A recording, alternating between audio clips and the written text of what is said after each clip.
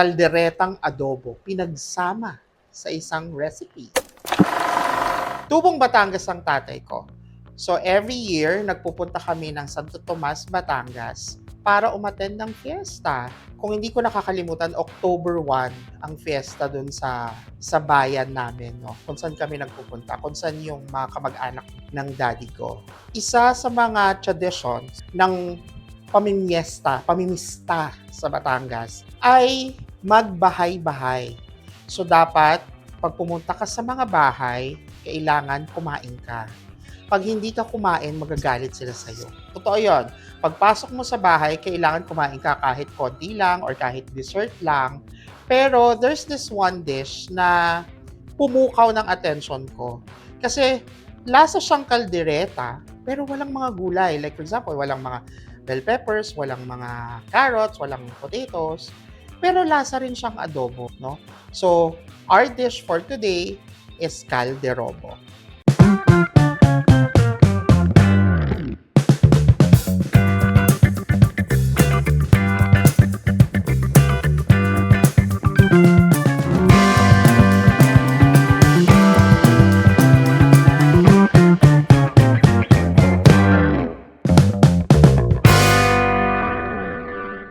The ingredients of our calderobo are beef, syempre, baka. Ang cut nito, pinakat ko na sa butcher. Kumuha ako ng brisket at ribs. Ketchup, madaming ketchup, no? Kasi yun yung main ingredient, yung calderobo nila sa Batangas. Of course, tomato paste, liver spread, konting bawang, tsaka sibuyas, dried dahon ng laurel, and pickled relish. Konting suka. Syempre, di mawawala ang salt and pepper at toyo.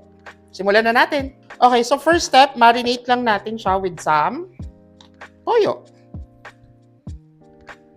pepper, and salt.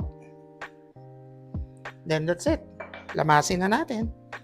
So, pa-absorb lang natin, no? Yung toyo, tsaka yung seasonings natin. And set it aside for at least 15 to 30 minutes. So, okay, in a pot, let's put some oil para magsangkot siya ng ating baka. So, simulan natin sa sibuyas. Yan, mainit na agad. Ang sarap magluto sa pot na to. Hinaan lang natin. OA ang apoy. Nag-e-error siya. Bakit kaya? Tapos, ang ating bawang.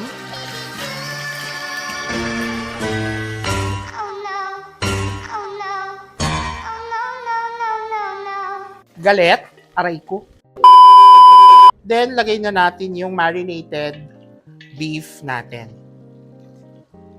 Sangkot siya lang natin siya, no? The key here is masangkot siya maigi yung baka bago natin lagyan ng iba pang ingredients. So, kailangan mag-brown siya in all sides, no? Bago natin ilagay yung iba pang components ng dish. Yan, no? At this point, nagtutubig siya, no? Patuyuin muna natin at least, no? Para pumasok ulit yung flavor ng baka. So, habang nangyayari yan, lagyan na natin ng dahon ng laurel para matanggal yung may pagkaanggo ng baka, mamask. Oh, napakasarap nito. Sinasabi ko na sa inyo. Calderobo, kalderetang adobo, pinagsama sa isang recipe. So, imagine niyo tuwing fiestahan, no? Banye-banyera ng ganitong luto yung pine-prepare nila kasi marami silang pinapakain. And kahit hindi ka invited doon, pwede kang pumunta, pwede kang kumain. So, imagine mo kung ilan yung mga dumarating sa mga bahay-bahay coming from different mga bayan tuwing fiesta. Marami talaga sila magluto. And karamihan sa mga nagluluto sa Batangas ay mga lalaki. They call it mga kusi. Kasi maramihan yung luto, maramihan yung paghalo. So, kailangan ng strong arms para mahalo ng maigi yung mga dishes. So, at this point, we can now add in our tomato paste. Lutuin natin siya, no? Para matanggal yung asin. And our ketchup.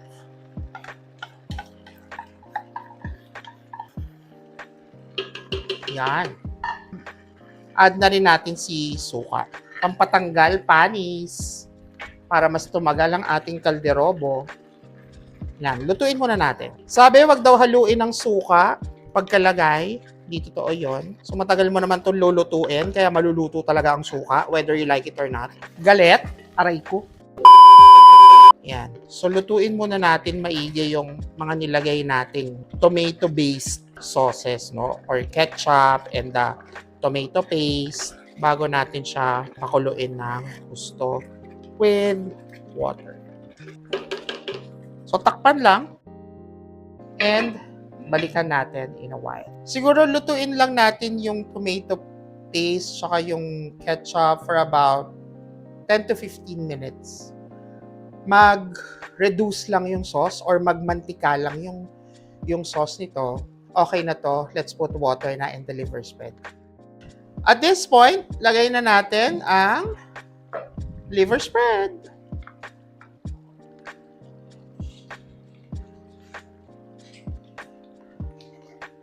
Then let's add in our pickled relish.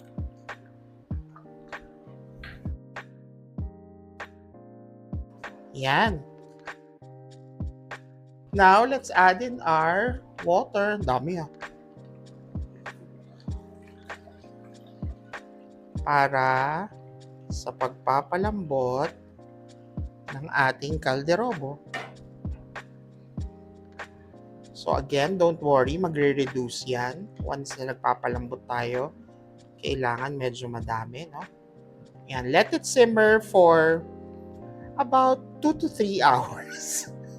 Huh? Let it simmer for about 1 and 30 minutes hanggang 2 hours, no?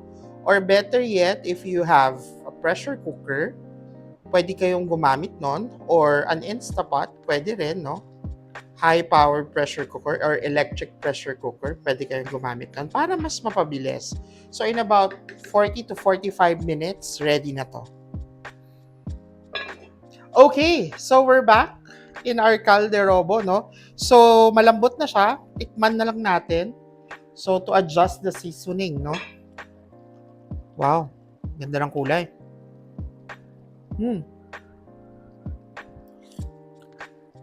Wow. So, konting soy sauce lang to add pa color. Yan. And cheese. I think yung kalderobo nila, hindi nila nilalagyan ng keso. But ako, I love cheese. Tingnan natin ng cheese. And konting sugar. And a little bit of pepper pa. Para may konting kick. Then mix. Malambot na siya, no? So, we'll just let the cheese melt. Simmer na lang natin for about 1 to 2 minutes hanggang matunaw lang yung keso. Then we're good. We're ready to plate. Ayan, oh.